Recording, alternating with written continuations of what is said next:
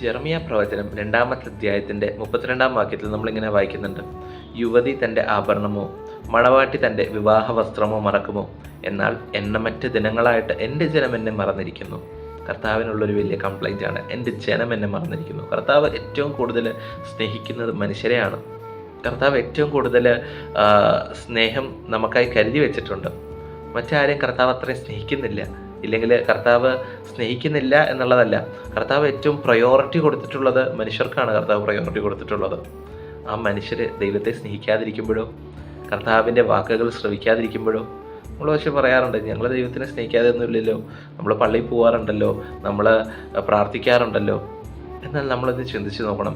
ഇതെല്ലാം നമ്മൾ ഇത് ചെയ്യാനാണോ ഉള്ളത്, അനുഭവിക്കാറാണോ ഉള്ളത്? ഞാൻ പ്രാർത്ഥന ചൊല്ലി, ഇല്ലെങ്കിൽ ഞാൻ പള്ളിയിൽ പോയി കുർബാന കൂടി, ഇല്ലെങ്കിൽ കുർബാന അനുഭവിച്ചു എന്നാണോ നമ്മൾ പറയാറുള്ളത്? നമ്മുടെ പ്രാർത്ഥനകളും നമ്മൾക്ക് ദൈവവുമായിട്ടുള്ള സംസാരവും ഒരു അനുഭവമായിട്ട് തീരണം. അതാണ് യഥാർത്ഥത്തിലുള്ള ആത്മീയത എന്ന് പറയുന്നത്.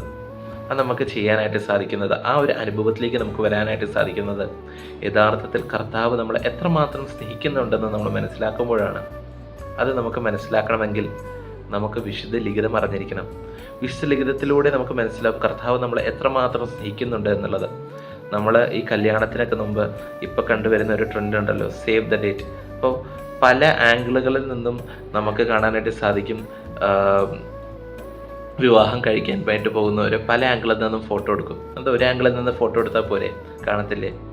പല ആംഗിളിൽ നിന്ന് ഫോട്ടോ എടുക്കുമ്പോഴേക്കും അതിൻ്റെ ഭംഗി കവർ ചെയ്യാനായിട്ടാണ് എന്ന് പറയുന്നത് പോലെ ബൈബിൾ നിറച്ചും പല ആംഗിളിൽ നിന്ന് ഫോട്ടോ എടുത്തിരിക്കുകയാണ് മനുഷ്യനോട് ദൈവത്തിനുള്ള സ്നേഹത്തിനെ കുറിച്ച്. ഈ ഫോട്ടോ എടുത്തിരിക്കുന്ന ഈ ബൈബിൾ നമ്മൾ വായിച്ചു നോക്കിക്കഴിഞ്ഞാൽ മാത്രമേ നമുക്ക് മനസ്സിലാവുള്ളൂ.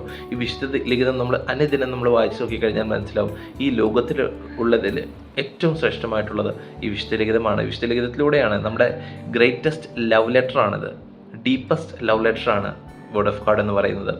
ആ വേർഡ് ഓഫ് ഗോഡ് നമുക്ക് നമ്മുടെ ജീവിതത്തിൽ അനുഭവിക്കാനായിട്ട് സാധിച്ചു കഴിഞ്ഞാൽ നമ്മുടെ പ്രാർത്ഥനകൾ അനുഭവങ്ങളായിട്ട് മാറും. നമ്മുടെ ഓരോ വാക്കുകളും, ദൈവത്തെക്കുറിച്ച് പറയുന്ന ഓരോ വാക്കുകളും അത് ഏറ്റവും അനോയിറ്റഡ് ആയിട്ട് മാറും.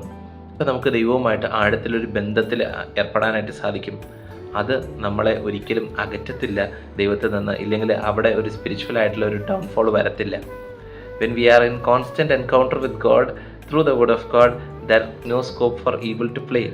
അപ്പോൾ യേശുക്രിസ്തു പോലും പിശാചിൻ്റെ അടുത്ത് നേരിട്ടത് ദൈവവചനം കൊണ്ടാണ്. അതേ ദൈവവചനം കൊണ്ട് നമുക്കും ഇന്ന് കർത്താവിനെ കൂടുതൽ മനസ്സിലാക്കാം, കൂടുതൽ സ്നേഹിക്കാം, കർത്താവിൻ്റെ സ്നേഹത്തിൽ ആഴ്ന്നിരിക്കാം. ആമീൻ.